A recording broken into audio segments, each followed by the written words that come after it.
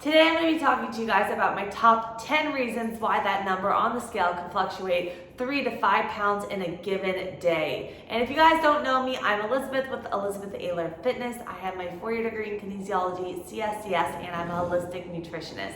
So let's get right into it. So if you guys wake up, maybe you're on a fat loss phase and you notice, holy moly, the scale is literally 5 pounds heavier. What did I do wrong? Let's address all of the reasons why this could happen. So first off, it's going to be inconsistency with your sodium intake. I don't tell people limit your sodium intake. I just say you want to be as consistent as possible. So for instance, if you guys are at home preparing your meals, used to eating one way, and then you go out and you eat at a restaurant.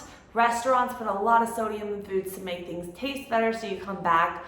Also, if you're eating more of a whole food diet and then all of a sudden 1 week you just notice that you're getting more fast food, more food that's like pre-packaged for you.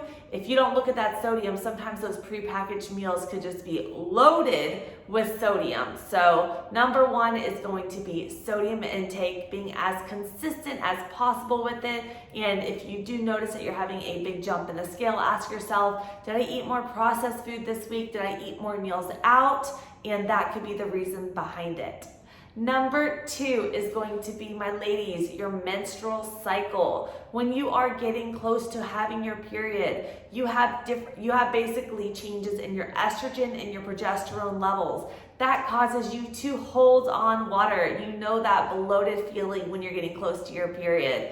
And bear with me, just go do some Epsom salt bath, drink plenty of fluids, and just know that once you get through your menstrual cycle, that weight, that number on the scale will go right back down. My next one is going to be eating times and inconsistency with your eating. If you are not planning out your meals and you end up being the type of person that may just one day one day like you skip breakfast, you skip lunch, and then all of a sudden you have all your macros left at dinner and you just eat a big meal and you go to bed on it. And then the next day you're eating, 3-4 times a day, nice balanced, and then you're balanced for a few days, and then all of a sudden you're eating all your food at dinner again. Basically, the inconsistency could cause the number on the scale to move. So why? So for every 1 gram of carbs, your body holds on to 3 to 6 grams of water. So say for instance, you're eating your meals, balanced meals 3 to 4 times a day. Your body's able to digest, break everything down. And then a few days, you're just eating almost large portions of your meals, overloading your system with digestion, and then going to sleep on it. And then you wake up in the morning, you feel heavy. The food's still sitting in your system. So I would say being the most consistent with your meals, planning out maybe 4 to 5 meals a day, balanced with a carb, fat, protein each meal, and sticking to a good schedule with your meals is going to really help dial in on digestion and give you the most consistent scale readings. My next one is going to be consistency when it comes to your water intake. So you don't need to have gallons of water a day. What I mean though is don't go from having a cup of water to having a gallon of water the next day. It's gonna throw off your water balance in the body, your electrolyte balance in the body. I always tell my clients, aim for a gallon of water a day, but the key is just being as consistent as possible. So if you are getting a good 3 liters of water a day, try to stay as consistent on a day-to-day basis with that, so that your the balance of water and fluids in your body remains the same. My next one is going to be sleep. And you may know this, when you are sleeping, your body is recovering. When you lack sleep, your cortisol levels, which is your stress hormone, goes up as well. So you may notice that if you're not getting enough sleep and your stress is on the higher side, you're retaining water in your stomach.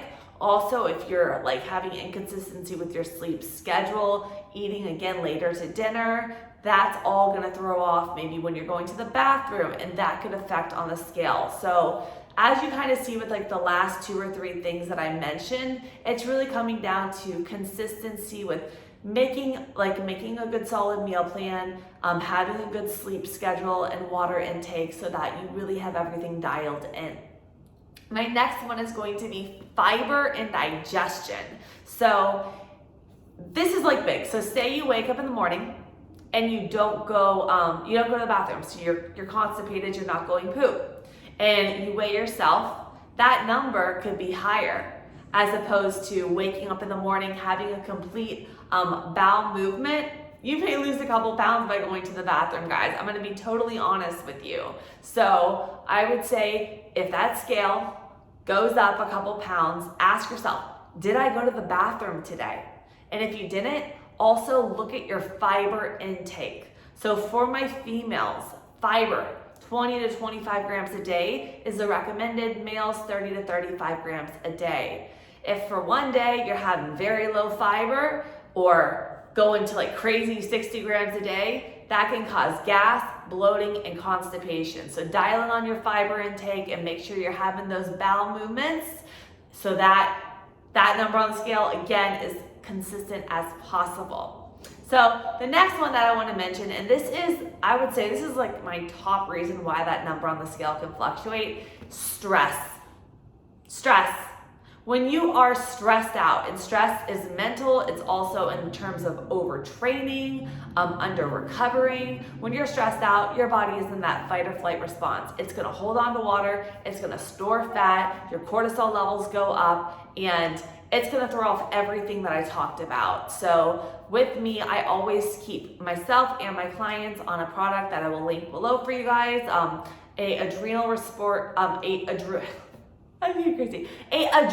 Restore, which is basically a blend of like ashwagandha, different adaptogenic herbs to help lower your body's stress response. So it takes the stress off the little adrenal gland, it helps with stress, anxiety, and lowering those cortisol levels so that it's not gonna take your stress away, but it's gonna help you manage the stress better, if that makes sense to you guys.